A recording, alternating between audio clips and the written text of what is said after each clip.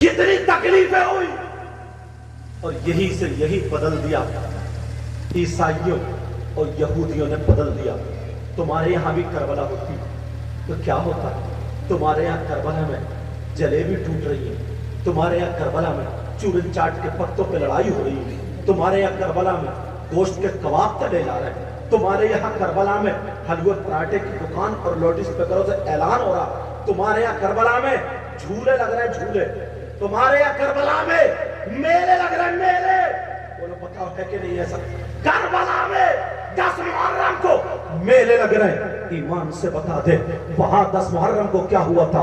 تمہارے یہاں کربلا میں یہ تمہاری بچیاں میلے کو جا رہی ہیں, میلے کو, اور تم اپنے چھوٹے چھوٹے بچوں کو کاندھوں پہ بٹھا کر کے 10 محرم کے میلے کو جا رہے ہو اور وہاں سے کھلونے خرید کے لا رہے, کوئی گڑیے لا رہا ہے, کوئی بانسری لا رہا ہے, کوئی پھپنے غبارے لا رہا ہے, کھیلنے کی چیزیں لا رہا ہے, تمہیں تمہاری تاریخ بھلا دی ہے. ذرا بتاؤ اس دن کیا کسی کے بیٹے کی شادی ہے, کسی کے باپ کا ولیمہ ہے, کیا انجوائے کا دن ہے؟ ذرا سوچو وہاں 10 تاریخ کو کربلا میں کیا ہوا تھا, تمہارے یہاں کیا ہو رہا ہے؟ وہاں سید زادوں کی آنکھوں میں آنسو تھے, ان کے آنکھ بندے ہوئے تھے, تمہارے یہاں ڈھول بجائے جا رہے ہیں, تمہارے یہاں ناچا جا رہا ہے, تمہارے یہاں کودا جا رہا ہے, شراب پی پی کر کے لڑکی اور لڑکے آپس میں کربلا میں ایک دوسرے سے ٹکرا رہے ہیں. اب بتاؤ دل نہیں پھٹے گا ہمارا؟ اس لیے یہ یہودیوں کا مشن تھا, یہ عیسائیوں کا طریقہ تھا کہ ان مسلمانوں کو ان کے راستے سے ہٹا دو. کیوں کہ کربلا میں صرف 72 تھے, تو انہوں نے دنیا پلٹ کے رکھ دی ہے, اور اب تو 72 لاکھ سے بھی زیادہ ہے. اگر یہ کربلا والوں کے طریقے پر چلے گئے, ان نوجوانوں, اگر یہ مسلمانوں کے بچے کربلا والوں کے دامن پکڑ لیے, تو پھر اسلام کے جھنڈے کو کوئی روک نہیں پائے گا, دین اور اسلام کو کوئی نہیں روک پائے گا. ایسا کرو, انہیں کھیل میں لگا دو, انہیں کود میں لگا دو, انہیں عورت بازی میں لگا دو, انہیں عیاشی میں لگا دو, انہیں شراب پینے میں لگا دو, انہیں تماشے میں لگا دو, انہیں لڑائی جھگڑے میں لگا دو, انہیں ڈھول دھماکوں میں لگا دو, اور تمہیں پتہ بھی نہیں چلا. ارے تمہیں بہکا دیا ہے 10 محرم کو کیا ہوا تھا, اور تم کیا کر رہے ہو؟ شراب پی پی کے ڈھول بجا رہے ہو. ارے میلے کو تمہاری بیٹیاں جا رہی ہے, شرم کرو شرم. وہاں حسین کی بیٹی کے منہ پہ تھپڑ لگ رہا ہے, وہاں حسین کی بیٹی کے ہاتھ باندھے جا رہے ہیں, تمہاری بیٹیاں جھولا جھولنے جا رہی ہے. تم کدھر سے, تم حسینی کہلانے کے حقدار کہاں سے ہو؟ سینے پہ ہاتھ رکھ کے بتاؤ. مجھے پتا ہے کہ تمہیں معلوم نہیں ہے, مگر ہاتھ چھوڑ کے کہہ کے جاتا ہوں, میں کسی کا دشمن نہیں ہوں. ہمارا دل پھٹتا ہے جب تاریخ پڑھتے ہیں تو پتا چلتا ہے اللہ کے واسطے جن کے بچوں نے قربانیاں دی ہیں ان کو ناراض مت کرنا, میرے نبی کو ناراض مت کرنا, ورنہ 10 محرم کو دنیا والوں کو دکھا دو. ہم مان سکتے ہیں مگر شریعت کے خلاف قدم نہیں اٹھا سکتے. نعرہ تکبیر. تمہیں اصلی راستے سے ہٹایا گیا, تمہیں لگا دیا بہن بیٹی سے موبائلوں پہ باتیں کرو, گنڈا گردی کرو اور خرافاتیں کرو, اور پاس اصلی چیز یاد نہ آئے. اگر انہوں نے حسینیوں کا, حسین پاک کا کردار اپنا لیا نا, تو پھر یہ مسلمان کے بچے کسی سے نہیں رکیں گے, کسی سے نہیں رکیں گے یہ. اس لیے تمہیں ہٹایا گیا, تم ہٹ گئے. اب فتوی بازی چل رہی ہے مولویوں کی, سمجھے؟ وہ کہہ رہے یہ جائز, وہ کہہ رہے یہ ناجائز, وہ کہہ رہے یہ حرام, وہ کہہ رہے یہ ثواب, وہ کہہ رہے یوں, وہ کہہ رہے یوں, وہ کہہ رہے یوں. تم چکر میں میلے ٹھیلے گاجے باجے ڈھول دھماکے دنیا بھر کی خرافات, اگر صحیح طریقے سے کر لو نا اور دکھا دو کہ وہ حسین تھے مگر ہم بھی غلام حسین ہیں, تو دنیا کو پتہ چل جائے گا. سمجھ رہے میری بات؟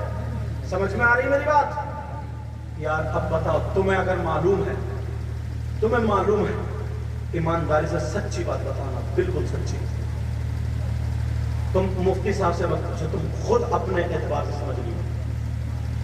تمہارے گھر کسی کا بھی اگر انتقال ہو جائے, کسی کا بھی انتقال ہو جائے تمہارے گھر, اس کا 10واں ہو, 30 ہو, 40 ہو, 20 ہو, کچھ بھی ہو, تو بتائیے تمہارے خاندان کا کوئی ڈھول بجائے گا؟ بچا तुम ईमानदारी से इतना बताओ बस, बजाएगा क्या? बोलो क्यों भाई? तुम्हारे माँ बाप हुसैन पाक से ज्यादा अच्छे हैं? हुसैन पाक का नंबर आए तो तुम ढोल बजाओ, और अपने अब्बा का नाम आए तो कुरान खानी कराओ। अरे यार कम से कम दिमाग से तो सोचो थोड़ा सा। ये लड़ने झगड़ने की बातें नहीं है। सीने से सीना मिला करके एक दूसरे से भाई भाई क्यों नहीं बन जाते? ये सारी खुराफातें खत्म क्यों नहीं कर देते? समझ रहे? लेकिन नहीं, मिशन वहीं से चलता।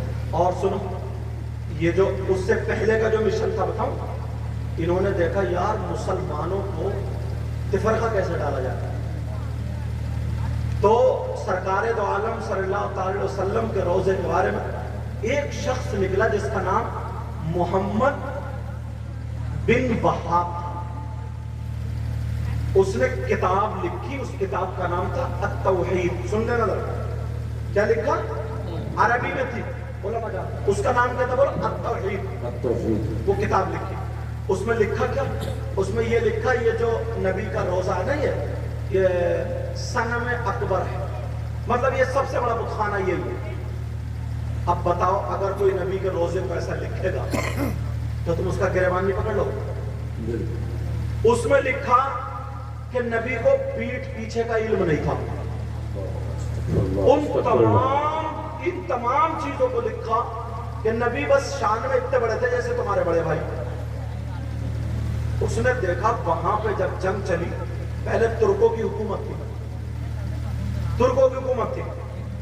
अब जब वो लड़ाई होते होते होते होते जंग, हरम शरीफ में अगर तुर्कों ने तलवार रख दी कि यहां लड़ाई हराम है, नहीं लड़ सकते, मुआहिदा हो गया, वो चले गए। अब ये हो गए कौन?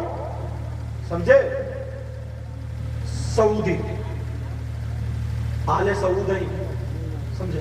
वहां पे तो अंग्रेजों ने जब पढ़ा यार मुसलमानों में ऐसे हुआ, तो इंडिया में क्या हुआ मालूम है? वहां से वो किताब लाए और उसका तर्जमा कराया। तर्जमा कराने वाले दिल्ली के मौलाना इस्माइल देलवी। उसका तर्जमे का नाम रखा तक़वियतुल ईमान।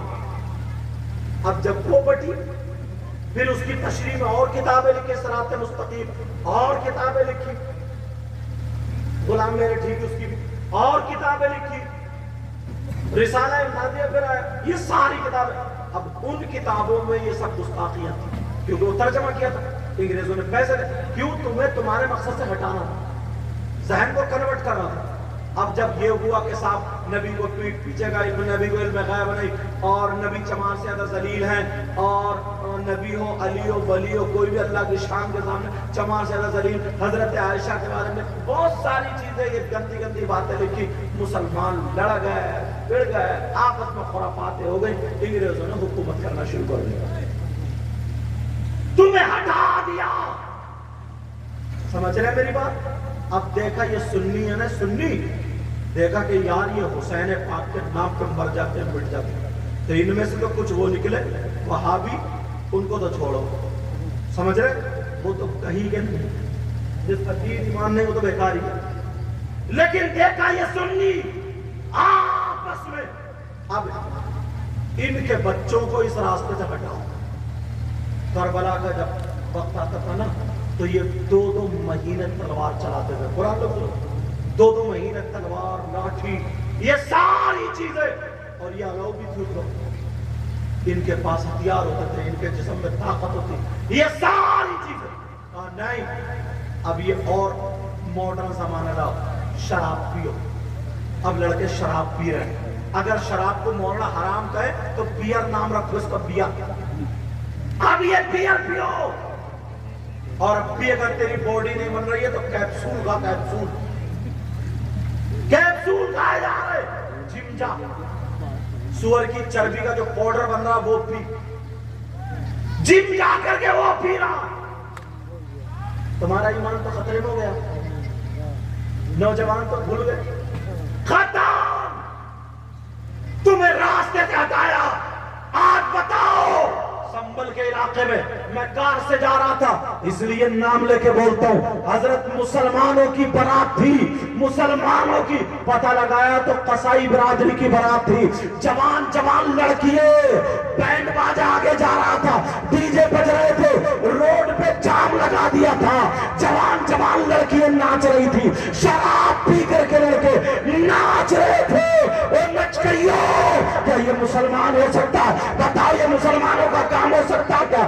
یہ ایمان والوں کا کام ہو سکتا ہے؟ ہرگز یہ مسلمانوں کا کام نہیں ہے۔ ان کی بیٹیاں، ان کی بہویں، ان کی عورتیں ایک دوسرے کا ہاتھ پکڑ پکڑ کے ناچ رہی تھی، روڈوں پر ناچ رہی تھی، اور وہ ان کے نوجوان شراب پی پی کر کے، اس لیے ان کی بیٹیوں کو ہٹاؤ، کیونکہ کوئی دھرم ایسا نہیں، کوئی مذہب ایسا نہیں کہ جس مذہب میں کوئی بیٹی ولی پیدا کر دے، عالی پیدا کر دے، غوث پیدا کر دے، قطب پیدا کر دے۔